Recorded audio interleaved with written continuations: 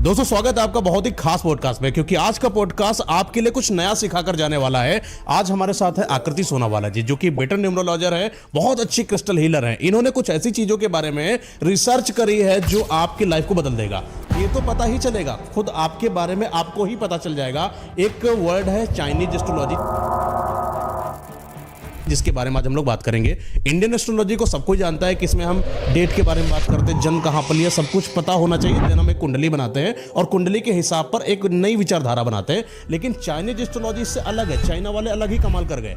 हमारी Indian astrology से अपनी एक नई एस्ट्रोलॉजी बना दी और अपने सारे लोगों को ट्रेन करके पता नहीं कहाँ से कहाँ पहुंचा दिया। और हम इंडियन वाले अपनी एस्ट्रोलॉजी से ही नहीं सीख पा रहे हैं। तो हम चाइनीज एस्ट्रोलॉजी यानी कि वो जो निचोड़, यानी कि वो जो क्रीम है, वो सब कुछ आज हम पता कर लेंगे। सबसे मजेदार तो बात यह है कि जो भी आपका ईयर होता है, जिस ईयर में आप जन्मे हो, लेट सपोज डेट आपका मंथ है, आपकी डेट है, आपका ईयर है, ना मंथ चाहिए हमें, ना डेट चाहिए हमें, सिर्फ आपका चाहिए तो चाहिए ईयर। और ईयर पर ही पता कर देंगे कि आपकी लाइफ कैसी होगी, आपको किस चीज से संभल कर रहना चाहिए, 2026 आपका कैसा जाएगा, करियर में आप कैसा खेलोगे, आपकी वेल्थ कैसे होने वाली है, पैसा कहां कहां से आएगा, कहां से नहीं आएगा, बचकर कैसे रहोगे, आपकी हेल्थ कैसे जाने वाली है। और सबसे अजीब सी बात है कि हमारे में 12 राशियां हैं। राशियों को अगर आपको नहीं डिटेल में लेना है, बोर हो चुके हो, हटा दो, क्योंकि 12 जानवर लेकर आई हैं मैम। और इनके पास एक ऐसी स्टोरी है, ये स्टोरी बहुत ही रहस्यमयी है और सुनने में इतनी इंटरेस्टिंग कि मजा आ जाएगी आपको।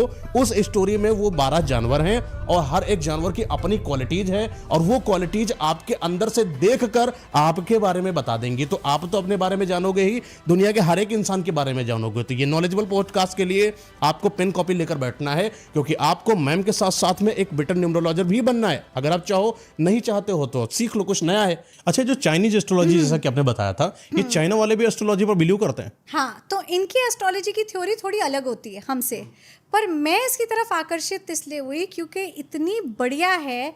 इसमें जो 12 एनिमल्स लिए गए हैं, 12 जानवर लिए गए हैं, वो एक्चुअल में हमारे ही देवी देवता के वाहन या अवतार है। यानी कि चुराया हमसे और अपने एस्ट्रोलॉजी बना ली।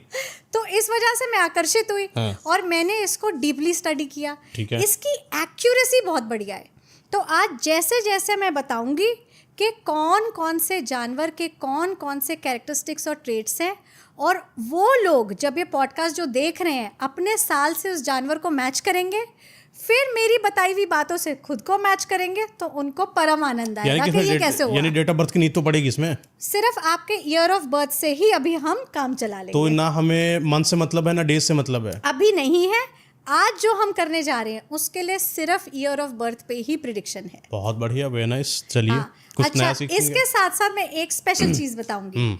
मैं हर एनिमल की 2026 की प्रिडिक्शन भी लाई हूँ। हाँ, इस प्रिडिक्शन को मैंने 4 हिस्सों में हर एनिमल के लिए तोड़ा है। उनके लव एंड रिलेशनशिप कैसे रहेंगे, उनका करियर कैसा रहेगा, वेल्थ का फ्लो कैसा रहेगा, और हेल्थ कैसी रहेगी। ठीक है। अब ये चाइनीज एस्ट्रोलॉजी, जिसको हम बोलते हैं चाइनीज एस्ट्रोलॉजी, बट मैंने जैसे कहा कि हमारे देवी देवताओं के ही वाहन या अवतार हैं, ये 12 जानवरों पर आधारित है। ठीक है। ये कैसे बनी, इसकी कहानी क्या थी, ये सब मैं आपको बताती हूँ। इसके रिजल्ट में आपकी क्या क्या मदद होगी वो बताती हूँ। लोग खुद को समझ पाएंगे और इसकी हेल्प से जान पाएंगे उनका बेस्ट फ्रेंड, यानी कि उनके लिए बेस्ट जानवर वाली राशि कौन सी है। अच्छा। सेकंड लेवल पे, अगर किसी को शादी करनी है तो इनके ग्रुप्स होते हैं। अगर तो आपने उस ग्रुप वाले एनिमल से शादी कर ली जिस ग्रुप का हिस्सा आप खुद भी हो, तो वो शादी बहुत ही बढ़िया चलती है। ये सब भी ट्राइड एंड टेस्टेड है। ठीक है। तो शुरुआत करते हैं। पहले समझते हैं ये स्टार्ट कहाँ से हुआ। इसकी स्टार्ट में एक दिलचस्प कहानी बैठी है। बहुत साल पहले की बात थी। एक राजा थे जो अर्थ यानी कि हमारी धरती और ब्रह्मांड यानी कि हेवन दोनों के राजा थे। तो उन्होंने बोला कि मेरे को एक बड़ा सा काल चक्र बनाना है, पर ये काल चक्र बनाने के लिए मैं सोचता हूँ 12 साल बनाऊँ, क्योंकि एक साल में 12 पूर्णिमा आती है। तो मैं 12 साल बनाना चाहता हूँ एक साइकिल में। फिर ये साइकिल रिपीट होती जाएगी। ये 12 साल की साइकिल रिपीट होगी। पर ये 12 साल बनाने के लिए मैं क्या करूँगा, ब्रह्मांड में जितने भी हमारे प्लैनेट्स हैं, ग्रह हैं, उनके तो तत्व ले लूँगा, लेकिन धरती एक ऐसी जगह है जिस पे हम रहते हैं, पर इसके बारे में कोई बात ही नहीं करता। अगर आप देखो कहीं भी भविष्य बताया जाता है तो बाकी सारे ग्रहों की बात चंद्र हो हो रही गया, है, शुक्र हो गए, सूर्य सब आ हो गए, गए। हाँ धरती कहाँ गई? धरती की कोई बात ये नहीं कर बात रहा। तो सही है। तो मैं धरती को महत्व दूंगा। तो मैं क्या करूंगा, धरती पे एक बहुत बड़ी रेस की आयोजना करूंगा और जितने भी जानवर हैं वो इस रेस में पार्टिसिपेट करेंगे। जो पहले 12 आएंगे उनको ऑनर करने के लिए मैं उनके नाम पे वो साल रख दूंगा। ठीक है, बड़ा मज़ा आया। अब रेस की आयोजना हो गई, सारे जानवर वहाँ पर पहुँच गए। अब रेस शुरू हुई। जब रेस शुरू होने लगी तो राजा ने घोषित किया कि एक बड़ी सी नदी है, ये पार करके सब जानवरों को आना है। जो मेरे पास पहले आता जाएगा वो ही मेरी चाइनीज़ एस्ट्रोलॉजी में पहला ज़ोडिएक यानी फर्स्ट ईयर उसके नाम पे रख दिया जाएगा। फिर सेकंड, फिर थर्ड, ऐसे करके मैं 12 जानवरों का चुनाव करने वाला हूँ। जब रेस शुरू हुई तो वहाँ पर एक छोटा सा चूहा था, सबसे छोटा। वो तो डर गया, उसने बोला कि मैं कैसे जीतूंगा? शेर है, घोड़ा है, हाथी है, ऊंट है, मैं इन बड़े बड़े जानवरों का मुकाबला कैसे करूंगा? एक काम करता हूँ, मैं थोड़ा सा समझौता करता हूँ, किसी के साथ एक पार्टनरशिप बिठाता हूँ। शेर के पास जाके बोला मेरे को अपनी पीठ पे बिठा लो ना, मैं तो छोटा सा हूँ, मैं पक्का आपके फर्स्ट आने से पहले उतर जाऊँगा। शेर ने बोला भाग जा यहाँ से। चल भाग। घोड़े के पास गया, आप बिठा लो, आप तो घोड़े हो, आप तो डेफिनेटली फर्स्ट आओगे। घोड़े ने भी भगा दिया। अब वो पहुंचा बैल के पास। अब बैल यानी कि इंग्लिश में ऑक्स, उनके पास पहुंचा और बोला प्लीज़ बैल भाई आप मेरी मदद करो। अब बैल कैसा था ना, उसको इस सब से कोई मतलब ही नहीं था, कौन जीते कौन हारे। उसने बोला आजा बैठ जा मेरी पीठ पे। ठीक है, तो देख के चूहे को देख के बिल्ली भी आ गई। बिल्ली बोली भाई मुझे भी बिठा लो, मैं भी छोटी सी कहाँ ही जीतूंगी। वो भी बैठ गई। अब रेस शुरू हो गई। अब बैल जो है सबसे ज़्यादा स्ट्रॉन्ग है फिजिकली, तो भागा, घोड़ा भागा, इधर से शेर भागा, बाकी जानवर भाग रहे हैं, खरगोश भी है, सांप भी है, सब लगे हुए हैं, यहाँ तक कि मुर्गा भी आया हुआ रेस में, वो भी है। और उस टाइम पे चाइनीज़ माइथोलॉजी में ड्रैगन भी हुआ करते थे, तो ड्रैगन भी है, सब रेस में भाग रहे हैं। अब चूहा जो है वो बैठा है बैल के ऊपर, ठीक है, और ये फिनिशिंग लाइन के पास आ रहे, इन्होंने नदी फुल स्पीड पे पार कर ली। जब ये नदी के बाहर आने वाले थे, चूहे ने क्या किया, बिल्ली को धक्का मार दिया पानी में कि एक कंपटीशन तो कम हो जाए, मैं तो फिनिशिंग लाइन के पास हूँ, इसको जाने दो, डूबे मेरा क्या जा रहा है।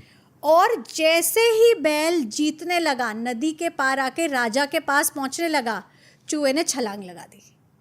अब चूहा आया पहला और बैल आया दूसरा। आप सोचो, छोटा सा चूहा। अब ये कहानी ज़रूरी क्यों है मयंक जी? इसी कहानी से इन जानवरों के ट्रेट्स निकलने वाले हैं। अच्छा, तो ये कहानी भूलनी नहीं है, ये कहानी सबको याद रखनी है कि चूहा निकला शातिर, सबको छोड़ के रेस में आ गया नंबर 1। ठीक है, और बैल बेचारा कोई बात नहीं नंबर 2 पे आ गया। अब वो भी खुश होगा, उसमें भी खुश हो गया, वो खुश था। पागल होता।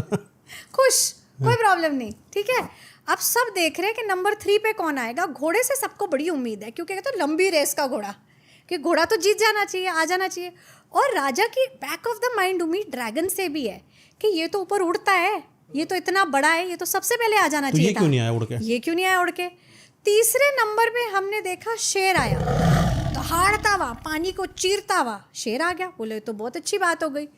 अब भी उम्मीद लगाई जा रही है कि भाई अब कौन आएगा, देखे तो, क्योंकि अब देखा जाए तो सारे बड़े बड़े जानवर पहुंच रहे, चूहे को छोड़ के जिसने शातिरता करी है।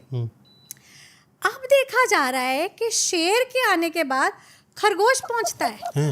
हाँ, तो राजा ने बोला भाई तुम कहाँ से आए? तो बोला मैं तो नदी में डूब रहा था, वो ड्रैगन भाई बड़े अच्छे हैं, उन्होंने अपनी सांस से मुझे धक्का मारा, मैं आगे आ गया। तो राजा बोला ये कितना अच्छा है, इससे छोटे से खरगोश की मदद करी। जैसे ही खरगोश पहुंचा उसके बाद ड्रैगन आ गया। तो राजा ने बोला तुमसे तो उम्मीद थी तुम सबसे पहले आओगे। बोला मैं आने वाला था, पर जब मैंने इस नन्हे खरगोश को डूबते हुए देखा तो मुझसे रहा नहीं गया।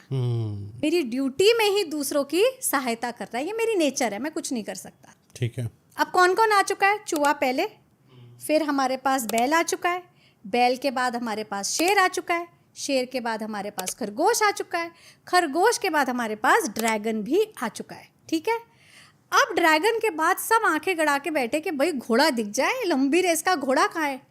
तो देखते हैं कि घोड़ा आ रहा है फुल स्पीड पे नदी पार करके जीतने। सबने बोला चलो अच्छा है, घोड़ा आ गया फाइनली।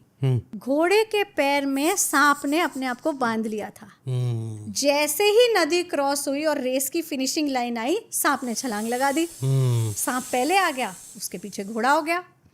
अब वेट हो रही है कि भाई इतने सारे जानवर तो आ चुके हैं, अभी भी कुछ रह गए हैं, अब वो कहाँ हैं, कम से कम 5 जानवर रह गए। तो देखा कि एक लकड़ी का फट्टे पर बंदर बैठा है, गोट बैठी है और साथ में मुर्गा बैठा है। अब मुर्गा और गोट तो नाव चला नहीं सकते, बंदर को आती थी, बंदर उनको आगे लेकर आ रहा है। तो राजा को बड़ी खुशी हुई देखकर कि ये तो पार्टनरशिप और टीम वर्क का प्रतीक निकले, ये तीनों तो बड़े अच्छे से आए हैं। तो उन्होंने अगला स्थान जो है आपके घोड़े के बाद वाला, सबसे पहला गोट को दिया, उसके बाद मंकी को दिया और उसके बाद मुर्गे को दिया। घोड़ तो पीछे बैठी थी मंकी के। बट मंकी इतना अच्छा था कि उसने बोला लेडीज फर्स्ट, इनको आगे जाने दो। यार ये पागल बंदर एकदम। ठीक है, अब ये भी आ गए। अब कौन बचा? अब 2 जगह अभी भी खाली है और बड़े सारे जानवर अभी भी रेस का हिस्सा है। थोड़ी देर में देखा कि लहराता हुआ, भागता हुआ, खेलता कूदता हुआ कुत्ता आया। तो वो बोले ये कहाँ से आया, तुझे तो पहले आ जाना चाहिए था तेज भाग के। तो बोला मेरे को नदी में पानी में खेलने में इतना मजा आ रहा था, मैं खेलते कूदते आया हूँ। बढ़िया। अब डॉग को भी एंट्री मिल गई, 1 स्थान बचता है। तो राजा ने बोला जाने देता हूँ, 11 ही राशियों का बना लेंगे, 11 साल, एक को छोड़ते हैं। इतने में सुअर की आवाज आई, सुअर आया, बोले आप कहाँ थे भाई साहब? तो बोले मेरे को तो भूख लगी, तो मैं तो खाने पीने बैठ गया और फिर आया नदी क्रॉस करके। तो इनका फेवरेट सामान तो पानी में मिला नहीं होगा एकदम। तो ये खेतों में खा पी रहे थे, उसके बाद इन्होंने नदी में पांव रखा और यहाँ तक पहुंचे। तो राजा ने बोला चलो ठीक है, अब इस कहानी को हम अपनी कहानी से, इंडिया से कैसे जोड़ते हैं। ठीक। चूहा जो है, जो नंबर 1 पे आया, किसका वाहन? अपने भैया जी, गणेश जी का, गणपति बप्पा मोरया। ठीक है, मूषक राज जी उनकी सवारी हुए। दूसरे नंबर पे जो बैल यानी कि ऑक्स आया, हमारे शिव जी के नंदी, जो उनके परम भक्त भी हैं, है ना। उसके बाद तीसरे नंबर पे शेर आया, शेरा वाला माता की सवारी। ठीक है, चौथे नंबर पे कौन आया? खरगोश आया। खरगोश को हमारे यहाँ पे चंद्रमा से जोड़ा जाता है। ठीक है, तो चंद्रमा का प्रतीक हमारे खरगोश जी भी पहुंच गए। खरगोश जी के बाद जो चाइना का माइथोलॉजिकल ड्रैगन आया, वो हमारे लिए विष्णु भगवान का गरुड़ है। है ना। ठीक है, वो पहुंचे, वो क्या करे, सहायता ही की ना सबकी उन्होंने। सही बात है, वो आ गए। उनके बाद कौन आया? उनके बाद सांप पहुंचा, जो घोड़े के पैर में लिपटा हुआ था। तो सांप कौन हुए? हमारे शेषनाग हुए, जिसपे विष्णु जी विश्राम कर रहे हैं। वासुकी महाराज हुए दोनों। ठीक है, उसके बाद घोड़ा आया, सूर्य देव का वाहन घोड़ा हुआ। करेक्ट। घोड़े के बाद कौन आया? घोड़े के बाद आई बकरी। बकरी क्या है? अगर आपको पता है, जो आई एम श्योर आपको पता होगा, ऑडियंस के लिए, अग्निदेव का वाहन भी बकरी है और मेलेडी माता का वाहन भी बकरी है। ठीक है, उसके बाद कौन आया? बंदर आया। जय श्री राम हमारे हनुमान जी। ठीक है, उसके बाद कौन आया? मुर्गा आया। बहुचर माता का वाहन मुर्गा है, वो आ गए। ठीक है, मुर्गे के बाद आया कुत्ता, काल भैरव का वाहन कुत्ता आ गया। और आखिरी जो सुअर, पिग आया। वो सुअर और पिग को अगर आप ध्यान से देखो तो विष्णु जी के एक रूप, वाराह अवतार था इनका। हाँ, बिल्कुल करेक्ट। तो अगर आप ध्यान से देखो, ये हमारे ही देवी देवताओं के वाहन या रूप है। ठीक है, अब इसकी कैलकुलेशन बताती हूँ, बड़ी इंटरेस्टिंग है। और ऑडियंस की हेल्प के लिए हम इसको जो है स्क्रीन पे भी दिखाएंगे बार बार, तो वो अपने ईयर्स मैच कर पाएंगे। मज़े की बात यह है कि आप इसके साथ सिर्फ अपना नहीं, अपनी फैमिली, फ्रेंड्स, ऑफिस वाले सबका एनालिसिस कर सकते हो। भाई मेरी जो वाइफ है मुझसे ऐसे बात क्यों करती है? अच्छा। मेरा छोटा भाई तो मेरे साथ बड़ा अच्छा है, ये बड़ा वाला मेरे को तंग क्यों करता है? मेरी मम्मी को छोटा भाई से बड़ा वो लाड करती है, मुझे क्यों डांट लगा देती है? ये जो मेरा बॉस है ना, ये उसको बड़ा फेवर करता है। या फिर ये मेरे से बड़े अच्छे से बात करता है, हम दोनों दोस्त क्यों हैं बचपन से, हमारी ट्यूनिंग इतनी अच्छी कैसे है, या हम दोनों को मिलते ही प्यार कैसे हो गया और आज तक प्यार है, ऐसी लव स्टोरी कैसे बन गई। ये सब इससे क्लियर हो जाएगा। आप अपना साल देखो, उनका साल देखो, मेरी बताई हुई ट्रेड्स पे फोकस करो, आपको आपका जवाब खुद मिल जाएगा। तो शुरू करें। कैलकुलेशन है 12 साल की। फॉर एग्जाम्पल जैसे 1900 से मैं स्टार्ट करूँ, मैं बहुत पीछे जा रही हूँ जानबूझ के। 1900 में रैट का साल शुरू किया गया, ठीक है। तो अब रैट जो रेस में पहला आया था, पहला साल रैट को मिला 1900 का। रैट का साल 12 साल बाद रिपीट होगा, तो यानी कि 1912, 1924, 1936, 1948, ऐसा करके वो पूरा 12 साल में रैट आता रहेगा। सेकेंड लेवल पे कौन था? ऑक्स, यानी कि हमारा बैल, ठीक है। अगर 1900 मिला बंदर को तो 1901 मिला बैल को। अच्छा। ये भी हर 12 साल में आएगा। तीसरे लेवल पे आया टाइगर, टाइगर को मिला 1902। ऐसे करके पूरे 12 जानवर के सीक्वेंस में ये सारे ईयर्स अब चलते जाएंगे। और आप कैलकुलेशन ऐसी देखोगे कि हर 12 साल में सेम जानवर रिपीट होता है। हाँ। इसीलिए ये 2026 भी एक जानवर का साल है। अच्छा। हाँ, और प्रिडिक्शन इस पे बनेगी कि जिस जानवर का साल है, अगर तो आपकी भी राशि उस पे है, आप भी उसी साइन में जन्मे हो, तो ये साल आपके लिए कैसा है। अगर आप उसके दोस्त में जन्मे हो तो कैसा है, दुश्मन में जन्मे हो तो कैसा है, उसके ग्रुप में जन्मे हो तो ये साल आपके लिए कैसा है। करेक्ट? यहाँ तक हम क्लियर हैं? ठीक है। तो अब तक ऑडियंस ने क्या किया होगा, हमारे चार्ट को देखकर ये समझ लिया होगा कि वो कौन सा एनिमल है। तो अब जो चार्ट हम ऑडियंस को दिखा रहे हैं उसमें उन्हें कुछ कैलकुलेशन खुद नहीं करनी, सिर्फ अपने ईयर ऑफ बर्थ को स्पॉट करना है। ठीक है। जहां आपको आपका ईयर ऑफ बर्थ दिख जाए, 1999, 1996, 1980, 2000, 2001, जो भी आपका ईयर ऑफ बर्थ है उसके आगे एनिमल ऑलरेडी लिखा हुआ है। अब आप समझ चुके हो कि आपका एनिमल कौन सा है, यानी तो दिमाग लगाने की जरूरत नहीं कि कैलकुलेट करके आए। कैलकुलेट हमने कर दिया, ठीक है, सारा बना दिया चार्ट आपके लिए। ठीक है, होता सिर्फ क्या है कि जो हमारे राजा थे जेड एम्परर, इन्होंने बात करी थी कि मैं ब्रह्मांड के ग्रहों को भी पकड़ूंगा और पृथ्वी को भी महत्व दूंगा। तो इन्होंने ब्रह्मांड के बड़े बड़े 5 ग्रहों से बात करी और उन सब का एक एक तत्व लिया। इन्होंने सबसे पहले जो बुध ग्रह था उससे पानी का तत्व लिया, शुक्र ग्रह से इन्होंने मेटल का तत्व लिया, उसके बाद इन्होंने जुपिटर ग्रह से वुड यानी कि लकड़ी का तत्व लिया, उसके बाद इन्होंने मंगल ग्रह से फायर यानी कि अग्नि का तत्व लिया, और फिर ये गए शनि के पास, सैटर्न के पास, और बोला तुम मुझे पृथ्वी का ही एक तत्व दे दो। इन्हें पृथ्वी से बहुत लगाव था, तो सैटर्न ने उन्हें पृथ्वी का ही तत्व दिया। तो अब हमारे पास 12 राशियां हैं, 12 जानवर और 5 तत्व हैं। तो जब भी ये जानवर अपने बार साइकिल में रिपीट होते हैं, जैसे 1900 में चूहा आया तो वो इन 5 में से एक मेटल लेकर आया होगा, मेटल, फायर, वाटर, अर्थ या फिर वुड, तो वो इनमें से एक तत्व भी लाया है। जब वो 12 साल बाद रिपीट हुआ, वापस चूहे का साल आया, अब ये चूहे का एलिमेंट बदलेगा। इसलिए आप देखोगे हर चूहा एक जैसा नहीं है, हर शेर की राशि वाले लोग एक जैसे नहीं है, हर घोड़े की राशि वाले लोग एक जैसे नहीं है, उन पे तत्व का भी असर है। अच्छा। अब जो हम दूसरा चार्ट अपनी ऑडियंस को याद दिखा रहे हैं, उन्हें कोई कैलकुलेशन नहीं करनी, उनका तत्व भी इस पे साल के साथ जोड़ दिया गया है। तो अब लोग कैसे बोलेंगे कि मैं तो मेटल मंकी हूँ, ठीक है, मैं तो वुड टाइगर हूँ, मैं तो वाटर हॉर्स हूँ, ऐसे करके अब वो अपना एलिमेंट और ईयर देख सकते हैं। ठीक है। अब ऑडियंस की जानकारी के लिए 2026 आया है फायर हॉर्स की ज़ोडिएक में। फायर हॉर्स यानी कि घोड़ा और तत्व अग्नि का, यानी कि पावर और साथ में एक तरीके की लीडरशिप और स्ट्रॉन्ग एनर्जी लेकर, ये है 2026।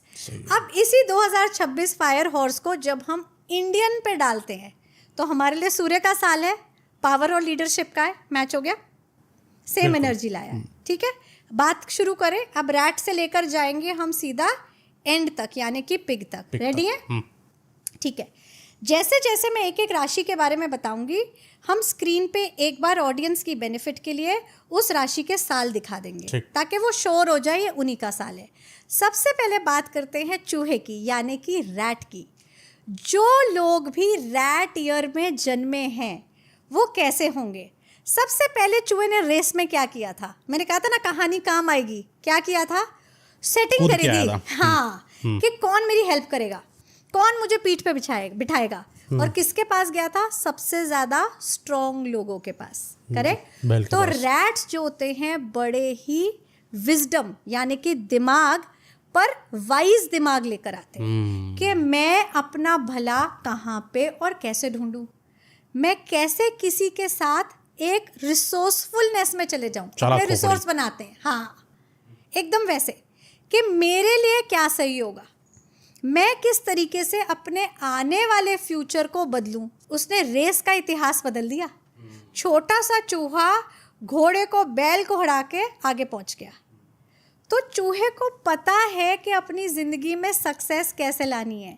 ये वो लोग होते हैं जो हमेशा अपनी पॉसिबिलिटीज़ को इवैल्यूएट करते हैं। यानी कि यूँ भी कह सकते हैं कि दूसरे की पहचान को यूज करके अपनी पहचान बना सकते हैं। आप इनको किसी मीटिंग में बिठाओ, ये ध्यान से सुनेंगे कौन क्या बोल रहा है, इसका स्किल सेट क्या है, ये कहाँ से आया है, इसका पास्ट एक्सपीरियंस क्या है, इससे मैं आगे फ्यूचर में क्या मदद ले सकता हूँ। ये अपनी मदद के लिए कॉन्टैक्ट्स देख लेते हैं और बना लेते हैं।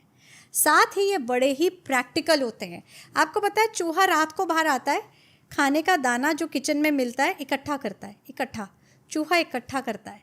ये लोग पैसा इकट्ठा करते हैं, सेविंग करते हैं, पर किसके लिए? अपनी फैमिली के लिए, अपने बच्चों के लिए। इनका माइंडसेट हमेशा ये होता है कि इकट्ठा करो और बचाओ, आगे का सोचो। एक इनके अंदर खूबी ये देखी गई है कि जैसे आप चूहे को एक बड़े से जाल में फंसा दो, वो कुतर कुतर के बाहर आ जाएगा। बचपन में कहानी भी सुनी होगी। चूहा ऐसा ही है। चूहा क्या करता है? बड़ी से बड़ी प्रॉब्लम में फंस जाएगा, निकल आएगा। जो उसने कॉन्टैक्ट्स देके शॉर्टलिस्ट किए थे लाइफ में, उनकी हेल्प से फोन घुमाकर बात करके निकल गया, बाहर निकल आएगा। ये लोग बड़े विटी होते हैं। तो आप देखोगे ये हमेशा वन लाइनर मार रहे होते हैं, जोक मार रहे होते हैं, हंस रहे होते हैं, खुश रहते हैं।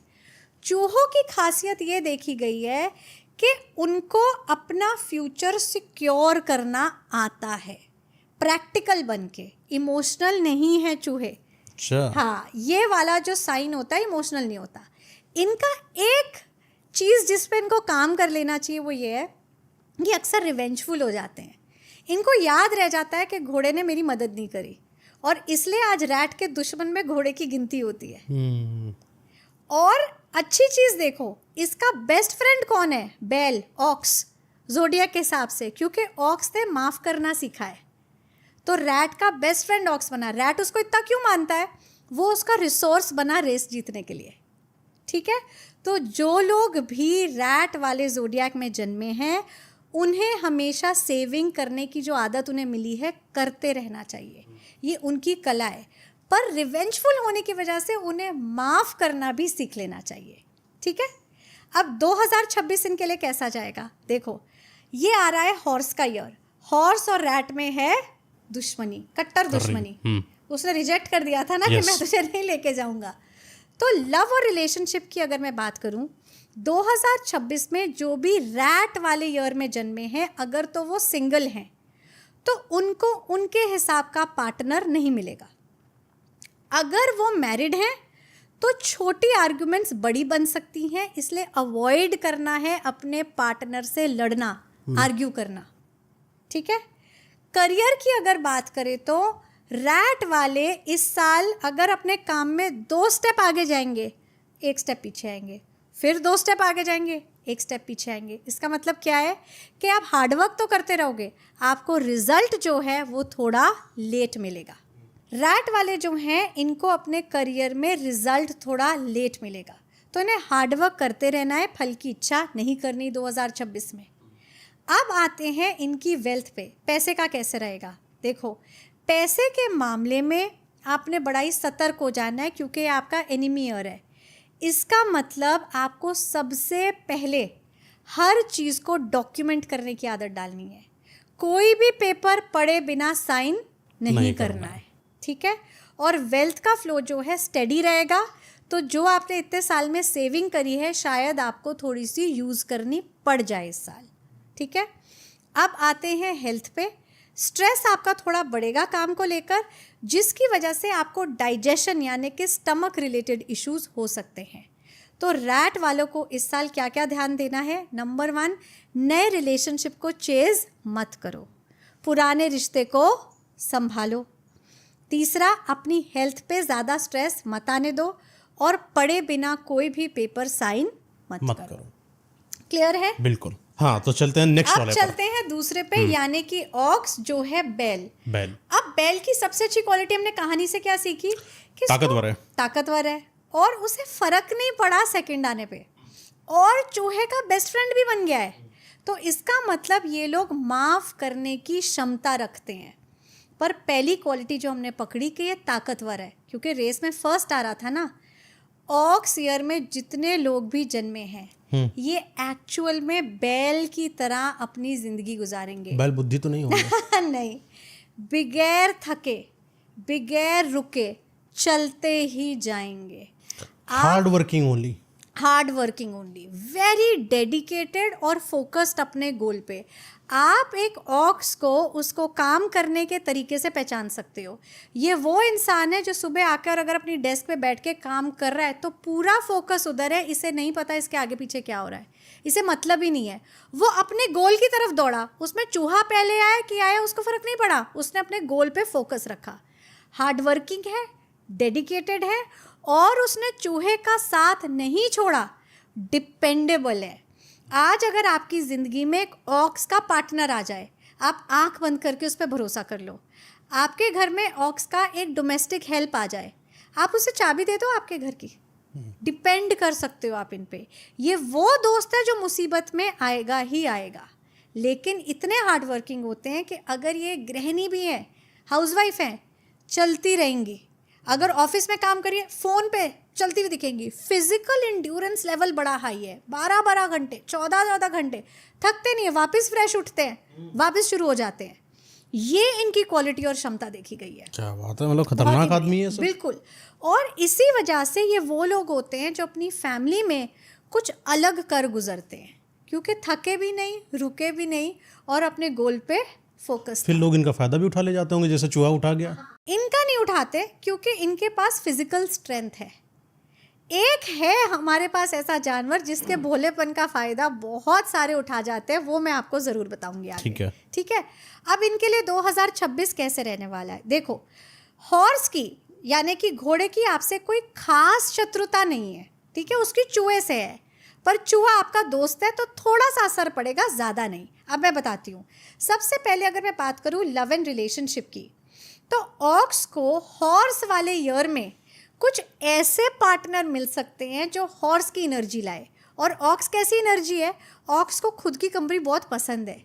ऑक्स आपको अक्सर एक बड़े कमरे में जहाँ बहुत सारा गेट टुगेदर चल रहा होगा, अकेले बैठे हुए दिखेगा। तो ऑक्स को हॉर्स एनर्जी का पार्टनर आ सकता है कि भाई किसी ऐसे ने प्रपोज कर दिया जिसको पार्टी पसंद है, मुझे तो घर पे बैठना पसंद है, ये हो सकता है। दूसरा, जो शादीशुदा ऑक्स है उनके लिए ये ज़रूर हो सकता है कि कहते हैं ना, ऑक्स ने अगर अपने सींग मार दिए है ना, तो फिर मतलब लड़ाई बड़ी हो गई, झगड़ा हो गया।